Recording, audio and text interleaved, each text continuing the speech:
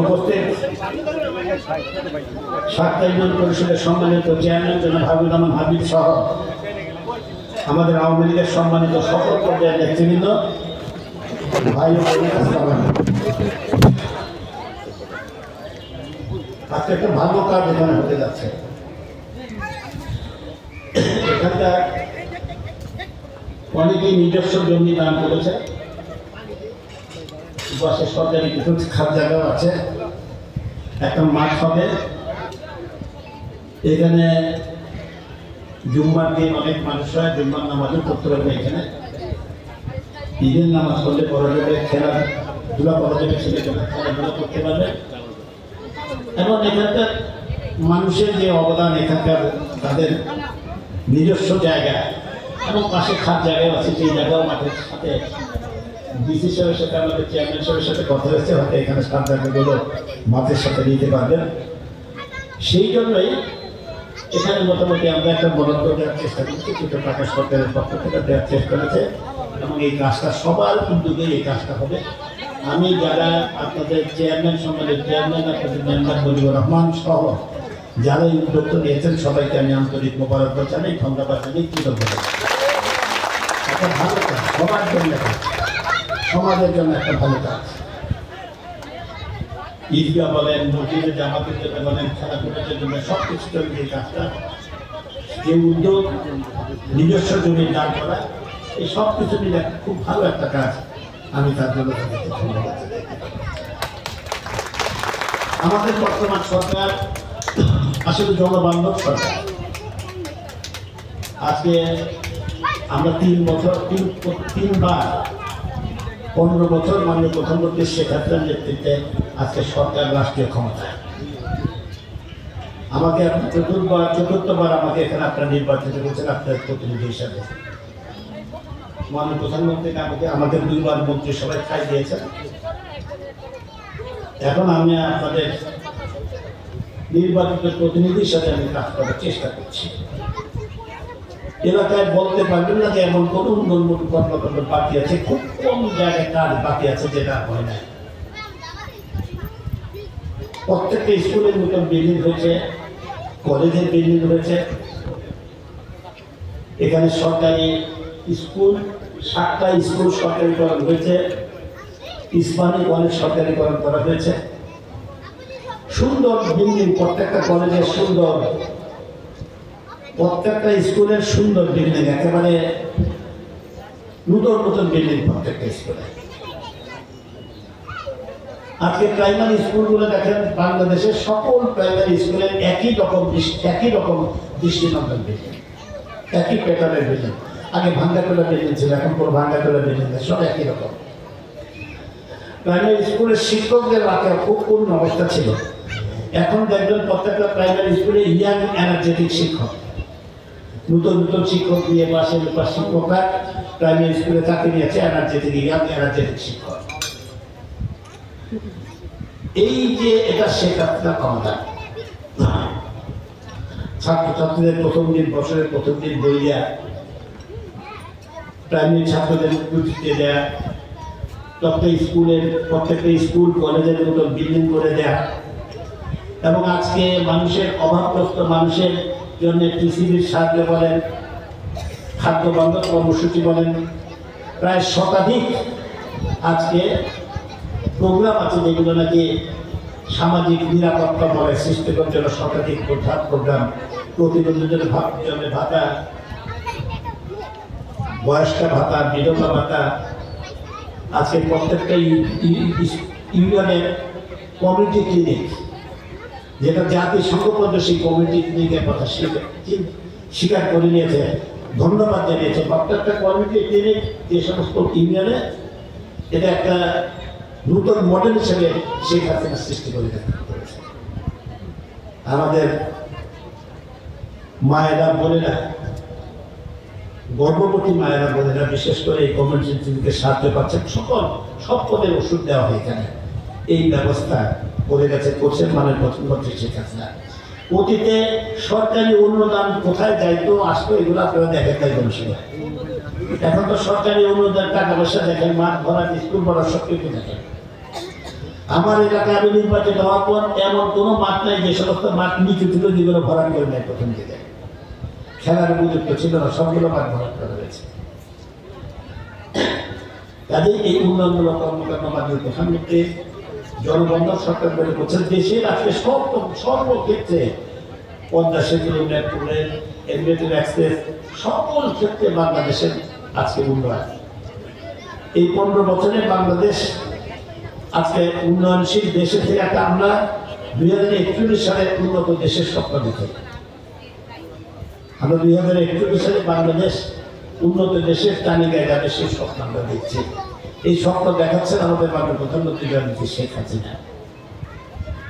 বিশ্বের মানুষ, বিশ্ববাসী আজকে বাংলাদেশকে অত্যন্ত সহানুভূতির সাথে, গর্বের সাথে দেখে, গর্বের সাথে চিন্তা করে, শ্রদ্ধার চোখে দেখে বাংলাদেশকে। বিশ্বের দরবারে বাংলাদেশ আজকে একটা মডেল হিসাবে, বাংলাদেশের বিভিন্ন কার্যকলাপের মাধ্যমে মডেল হিসাবে আমাদের প্রধানমন্ত্রী বিশ্বের দরবারে বাংলাদেশকে প্রতিষ্ঠিত করেছেন। বাংলাদেশ আজকে আমরা মুখ খুলে বলতে পারি আমরা বাংলাদেশের নাগরিক। আমরা যেখানে আমরা ডিজিটাল বাংলাদেশের কথা বলছিলাম, এখন স্মার্ট বাংলাদেশের স্বপ্ন দেখি। ডিজিটাল বাংলাদেশ হচ্ছে প্রত্যেকটা ইউনিয়নে আজকে তথ্য বাতায়ন কেন্দ্র, প্রত্যেকটা স্কুলে আজকে কম্পিউটার ল্যাব। ডিজিটাল বাংলাদেশ সুযোগ সুবিধা আপনারা পাচ্ছেন। এই দেখেন না, ক্যামেরার সাথে কতগুলো মোবাইল আপনাদের ছবি উঠাচ্ছে। আজকে থেকে 15-20 বছর আগে কিন্তু 15 বছর আগে কিন্তু এরকম মোবাইলের ছবি উঠে দেখছেন, দেখছেন ভাই?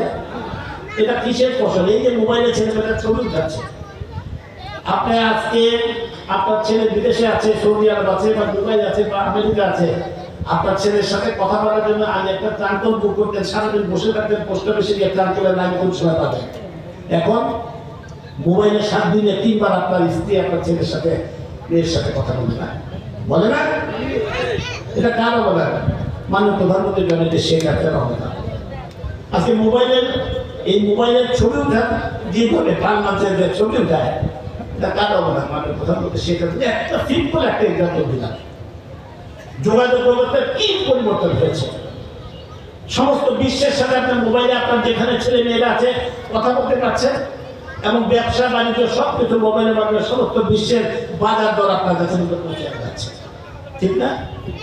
অনলাইনে ব্যবসা, অনলাইনে আজকে বিভিন্ন ইউনিভার্সিটির ফর্ম জোগাড় করা, ভর্তি হওয়া, সবই তো আছে। বিল দিচ্ছেন, ইলেকট্রিক বিল দিচ্ছেন মোবাইলের মাধ্যমে, নাকি? তাই না?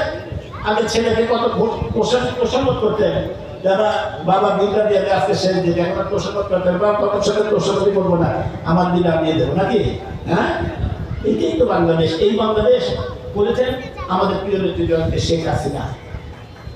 আমি কথা বানাতে চাই না, আমাদের বিরুদ্ধে অনেক ষড়যন্ত্র হচ্ছে, দলের বিরুদ্ধে, সরকারের বিরুদ্ধে, শেখ হাসিনার বিরুদ্ধে ষড়যন্ত্র, দেশের উন্নয়ন অগ্রযাত্রা থেকে থামিয়ে দেওয়ার ষড়যন্ত্র, আমাদেরকে পেছনে দিয়ে নিয়ে যাওয়ার ষড়যন্ত্র। একটা এক্সাম্পল দিই, উদাহরণ নিয়ে আসে কোটা বিরোধী আন্দোলন। আপনারা দেখছেন কোটা বিরোধী আন্দোলন, কিছুদিন যাবত ছাত্ররা কোটার বিরুদ্ধে বাঁচে দাঁড়িয়েছে, কোটা প্রথার বিরুদ্ধে। বিষয়টা আদালত পর্যন্ত ঘুরিয়েছে, সর্বোচ্চ আদালতে দিয়েছে। সর্বোচ্চ আদালত এইভাবে একটা ফেসলা করবেন, ছাত্রদের আশ্বাস দিয়েছে যে তোমরাও আদালতে তোমাদের আইনজীবীর মাধ্যমে আসো। সর্বোচ্চ আদালত একটা ফেসলা দিয়েছেন এবং ব্যাপারে স্থিতিবস্থা দায়ী করেছেন। এটা সর্বোচ্চ আদালতের বিরুদ্ধে তো কোনো আন্দোলন হয় না, আন্দোলন হয়। আদালত সর্বোচ্চ আদালত দেশের তাদেরকে আবার পড়ালেখায় ফিরে যাওয়ার আহ্বান জানিয়েছেন এবং তাদেরকে বলেছেন যে এই বিপদটা সুরাহা করে দেবেন, এবং আদালতে তাদেরকেও বলছেন যে তোমাদের কথা থাকলে আদালতে এসে কথা বলে। বাংলাদেশের প্রধান বিচারপতি তাদেরকে আবার যা যা শিক্ষা করে ফিরে যাওয়ার জন্য অনুরোধ করেছেন। দেখেন তারপর আজকে রাস্তাঘাটের যে অবস্থা, আইন শৃঙ্খলা রক্ষা বাহিনী চরম সংযমের পরিচয় দিচ্ছে। আজকে ঢাকায় শাহবাগে বলেন বা চট্টগ্রামে বলেন, বিভিন্ন জায়গায় যে উত্তেজনা আমি দেখছি, যে রকম মানুষ এতদিন যা ছিল তার চেয়ে বেশি মানুষ দেখছে, ছাত্রছাত্রী যারা আজকে দেখছি আমি, তাদের কিন্তু সবাই ছাত্রছাত্রী না। বিএনপি, জামাত, শিবির, ছাত্রদল আজকে তাদের গাড়ি খাড়ে ভর করে আজকে দেশকে অস্থিতিশীল করতে যাচ্ছে। সবাই কিন্তু ছাত্র না। কালকে প্রধান বিচারপতি, আমি নিজেও আদালতে উপস্থিত ছিলাম, প্রধান বিচারপতি যেই কথা বলেছেন, যেই আহ্বান জানিয়েছেন, যেখানে এই হাইকোর্টের রায়ের ব্যাপারে স্থিতি অবস্থা বলে দিয়েছেন, দিয়েছেন কোন রকম প্রজ্ঞাপন, এই প্রজ্ঞাপন জারি হয়েছে 2018 সালে, সেই প্রজ্ঞাপন আজকে আর নাই, স্থগিত দেওয়া হয়েছে। বিচার করবেন তাদেরকে যেতে বলেছেন, আমাদের জানিয়েছেন তাদেরকে নিজের শিক্ষাঙ্গনে ফিরে দেওয়ার জন্য, পরীক্ষা দেওয়ার জন্য। অথচ আজকে দেখেন সংখ্যা কিন্তু বেশি, দেখবেন এরা ছাত্র না। এই যে আজকে এই মুহূর্তে যে উত্তেজনা চলছে, যে কোনো সময় একটা, আমি যখন বক্তৃতা দিচ্ছি তখন শাহবাগের চট্টগ্রামে উত্তেজনা চলছে পুলিশের সাথে, এই কোটা বিরোধীদের সাথে। এখানে ম্যাক্সিমাম আমার মনে হচ্ছে, আমি যা দেখছি ম্যাক্সিমাম বিএনপি, জামাত, ছাত্রদল, ছাত্র শিবিরের লোকজন আজকে তাদের কাছে করছে। আজকে একটা গোলমাল সৃষ্টি করার চেষ্টা করে, পুলিশকে উস্কানি নিচ্ছে, পুলিশ যাতে তাদের উপরে আক্রমণ করে, পুলিশ ধৈর্যের করে নিচ্ছে। কিন্তু এই ধৈর্যের বাদ কতক্ষণ, যে কোনো সময় ভেঙে যেতে পারে। হ্যাঁ, এই যে এখন আমি দেখলাম যে তারা ছাত্র শিবিরের এই কোটা বিরোধীরা সময় টিভি সহ সাংবাদিকদের উপর হামলা করেছে, পুলিশকে উস্কাচ্ছে, পুলিশটা তাদের উপর আক্রমণ করে। আপনার টেলিভিশন যারা দেখছেন এখন এই মুহূর্তে আমি জানিয়েছি, আমি 15 মিনিট আগে কথা বলছি, পুলিশকে উস্কে দিচ্ছে তারা যাতে তাদের উপর আক্রমণ করে। এরা ছাত্র না, এরা কোমলমতি ছাত্র না, আমাদের ছেলে মেয়েরা না, এরা বিএনপি, জামাত এবং মুক্তিযুদ্ধের বিরুদ্ধে যারা, সে রাজাকার ধরনের সন্তান আজকে যারা এই কাজটা করছে, এরা মুক্তিযোদ্ধার সন্তান না, এরা আমার আপনার সন্তান না, এরা কোমলমতি ছাত্ররা আজকে যারা এই কাজগুলো করছে, পুলিশকে যারা উস্কে দিচ্ছে একটা কনফ্রন্টেশন আনার জন্য যারা এই কাজটা করছে আজকে। আমি পুলিশের ধৈর্যের যে পরিচয় দিচ্ছে পুলিশ, তার জন্য আমি তাদেরকে ধন্যবাদ জানাই। কিন্তু কতক্ষণ ধৈর্যের পরিচয় দিবে? সাংবাদিকদের হামলা যে কোনো সময় একটা অঘটন ঘটতে পারে, তার জন্য সরকার দায়ী হবে না, দায়ী হবে এই ফখরুল ইসলাম আলমগীর, জামাত, বিএনপি এবং সেই স্বাধীনতা বিরোধী শক্তি, যারা এই কোমলমতি ছাত্রদের ব্যবহার করে আজকে একটা জনদুর্ভোগ সৃষ্টি করার চেষ্টা করছে, আজকে অঘটন সৃষ্টি করার চেষ্টা করছে। আমি এই নিবেদন তাদের ছাত্রদের প্রতি নিবেদন করব, সর্বোচ্চ আদালতের প্রতি আস্থা রাখুন এবং আদালত যেভাবে আপনাদেরকে আহ্বান জেনেছে, আপনারা আপনাদের শিক্ষাঙ্গনে ফিরে যান, পড়ালেখায় মনোনিবেশ করেন। আপনাদের আমি বিশ্বাস করি আদালত আপনাদের সেন্টিমেন্টের বাইরে কোনো অবস্থাতেই অবস্থান গ্রহণ করবে না। তারা তো আদালতও তো আপনাদের, তাদের ছেলে মেয়ে তো আপনারা, আজকে প্রধান বিচারপতি বা বিচারপতিদের ছেলে মেয়েরা তো আপনারা, কাজে কোনো সময় আদালত আপনাদের সেন্টিমেন্টের বাইরে যাওয়ার কথা না। সেই বিশ্বাস আদালত রেখে আপনারা শিক্ষাঙ্গনে ফিরে যান, এই আহ্বান তাদের প্রতি জানাবো। এবং যারা তাদেরকে উস্কে দিচ্ছে, যারা তাদের প্রতি অনুরোধ করবো, বেশি বাড়াবাড়ি করবেন না, এর পরিণতি ভয়াবহ। বিএনপি, জামাত, ছাত্রদল, ছাত্র শিবির, এদের পরিণতি ভয়াবহ হবে। সরকার আইন শৃঙ্খলা রক্ষাকারী গোয়েন্দা সংস্থাকে চিহ্নিত করছে, তারা কিন্তু চিহ্নিত করছে কারা এদের এই আন্দোলনকারীদের সাথে প্রবেশ করে, তাদের সাথে প্রবেশ করে আজকে এই অবস্থার সৃষ্টি করতে চাইছে, তাদেরকে চিহ্নিত করছে। কেউ কিন্তু পার পাবেন না, কেউ পার পাবেন না যারা আজকে এই ভয়াবহ পরিস্থিতির সৃষ্টি করতে চাচ্ছেন। এই কথা বলে আবার আপনাদেরকে মোবারকবাদ জানাই, একটা ভালো কাজ আপনারা করেছেন, উদ্যোগ নিয়েছেন সম্মিলিতভাবে সবাই। আমি কেবলমাত্র আপনাদের সহযোগী, আপনাদেরকে এই কথা বলে আপনাদের দোয়া, আপনাদের সহানুভূতি কামনা করে আমি আমার কথা বলা শেষ করছি। খোদা হাফেজ। জয় বাংলা, জয় বঙ্গবন্ধু।